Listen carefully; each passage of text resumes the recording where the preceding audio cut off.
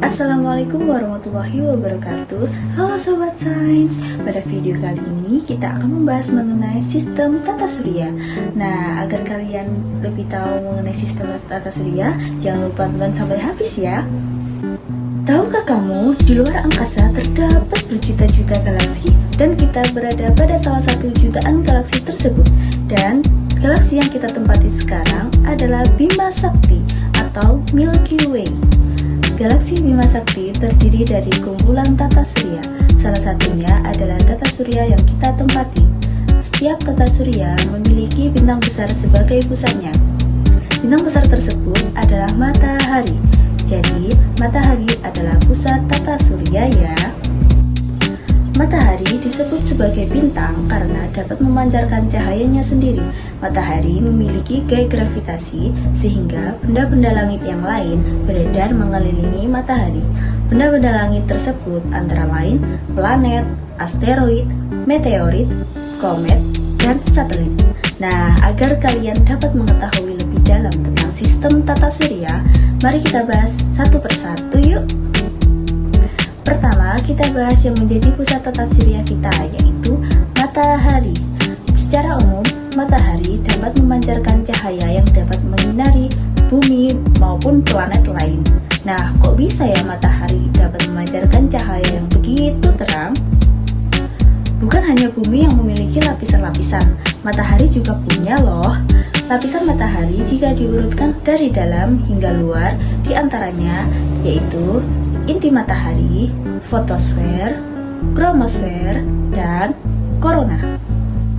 Inti matahari memiliki suhu yang sangat tinggi, berfungsi sebagai sumber energi matahari. Energi ini dipancarkan secara radiasi. Fotosfer. Di daerah ini terdapat bintik matahari, yaitu daerah dengan medan magnet yang sangat kuat, dingin, dan lebih gelap dari sekitarnya. Kromosfer. Nah, lapisan ketiga dari matahari ini saat terjadi gerhana matahari total akan tampak seperti gelang merah. Dan satu lagi yaitu korona. Korona adalah lapisan terluar yang berwarna keabu-abuan, terlihat seperti mahkota. Korona juga akan terlihat saat gerhana matahari total. Selanjutnya, kita akan bahas mengenai benda-benda langit yang mengelilingi matahari. Dimulai dari planet. Nah, planet bukan bintang ya, jadi tidak bisa memancarkan cahayanya sendiri seperti matahari. Ada 8 planet pada tata surya. Planet pertama adalah Merkurius. Merkurius adalah planet terdekat dengan matahari. Ukurannya sangat kecil. Selanjutnya, Venus. Planet kedua dari matahari ini biasa disebut sebagai bintang fajar atau bintang kejora, atau juga bisa disebut sebagai bintang senja. Nah, bisa disebut seperti itu karena Venus bisa terlihat dari bumi saat fajar atau senja tanpa menggunakan alat bantu sama sekali. Venus disebut sebagai planet terpanas dalam tata surya, walaupun letaknya tidak sedekat Merkurius. Mau tahu kenapa? Karena planet Venus memiliki banyak gas-gas rumah kaca, sehingga menyebabkan efek rumah kaca yang sangat besar.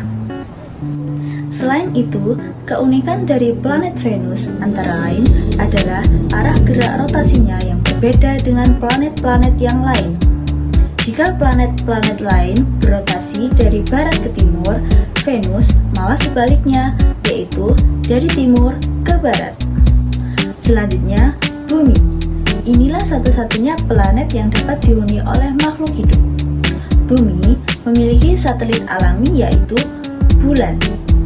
Bulan sangat berpengaruh oleh bumi karena dapat menyebabkan terjadinya pasang surut dan pasang naik air laut. Bulan selalu mengikuti kemanapun bumi berada, karena itulah tugasnya satelit. Dari luar angkasa, bumi tampak biru, makanya ada yang bilang bumi adalah planet biru. Birunya bumi berasal dari luasnya perairan yang ada di bumi, misalnya laut atau samudra. Mars. Planet Mars tampak berwarna kemerahan. Jadi, planet Mars disebut sebagai planet merah. Planet Mars memiliki dua satelit alami, yaitu Deimos dan Phobos. Jupiter, planet terbesar di tata surya ini, memiliki paling banyak sekali satelitnya, sebanyak 67 satelit alami. Wow, sangat banyak ya. Saturnus, planet ini tampak indah sekali, seolah-olah bercincin. Makanya, planet Saturnus disebut sebagai planet bercincin.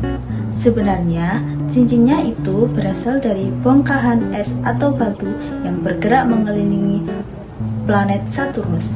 Indah ya. Uranus, planet ini dikenal sebagai planet terdingin di tata surya. Mengapa sangat dingin ya? Karena planet Uranus ini jaraknya jauh dari matahari.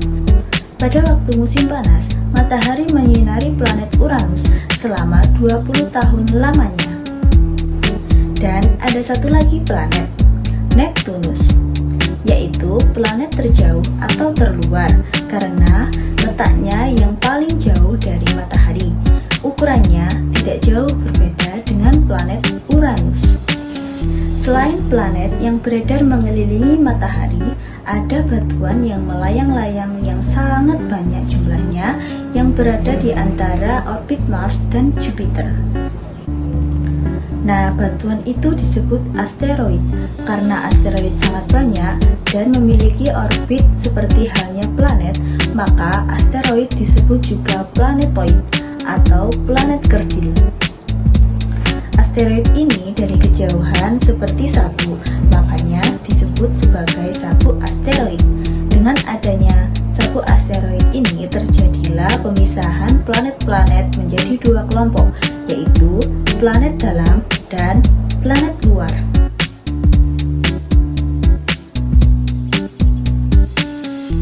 Planet-planet yang letaknya sebelum asteroid disebut sebagai planet dalam, seperti Merkurius, Venus, Bumi, dan Mars. Sedangkan planet-planet yang letaknya setelah asteroid disebut sebagai planet luar, di antaranya Jupiter, Saturnus, Uranus, dan Neptunus. Planet dalam berukuran sangat kecil daripada planet luar, dan jumlah satelit planet dalam pun lebih sedikit, bahkan ada yang tidak bersatelit. Benda langit lainnya yang terletak di luar angkasa yaitu komet.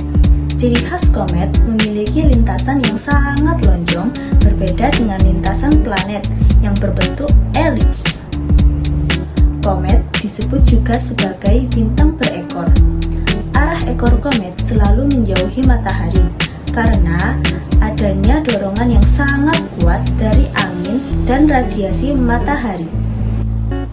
Ada satu lagi nih benda langit yang wajib kalian ketahui. Bentuknya batuan juga loh, mirip seperti asteroid. Sebenarnya, benda langit ini berasal dari batuan asteroid yang bergerak mendekati dan tertarik oleh gaya gravitasi bumi. Benda langit ini disebut meteorit karena tertarik oleh gravitasi bumi sehingga akan jatuh ke bumi dan bergesekan dengan atmosfer bumi. Kalau dilihat-lihat seperti bintang jatuh ya. Bintang jatuh tersebut berasal dari meteorit loh, tapi namanya sekarang menjadi meteor. Meteor adalah meteorit yang habis terbakar karena bergesekan dengan atmosfer bumi. Jika ukuran meteorit dari luar angkasa sangat besar, kemungkinan meteor yang bergesekan dengan atmosfer bumi tidak habis terbakar dan masih menyisakan batuan sampai ke bumi. Nah, batuan yang berasal dari meteor disebut meteorit. Jadi, meteorit adalah meteor yang tidak habis terbakar. Begitu indah kekuasaan Allah, Tuhan yang Maha Pencipta. Kita harus banyak bersyukur karena tanpa kuasanya tidak mungkin ada jagat raya yang sangat luas dan tertata dengan indahnya. Sampai di sini dulu perjumpaan kita Sobat Sains. Wassalamualaikum warahmatullahi wabarakatuh.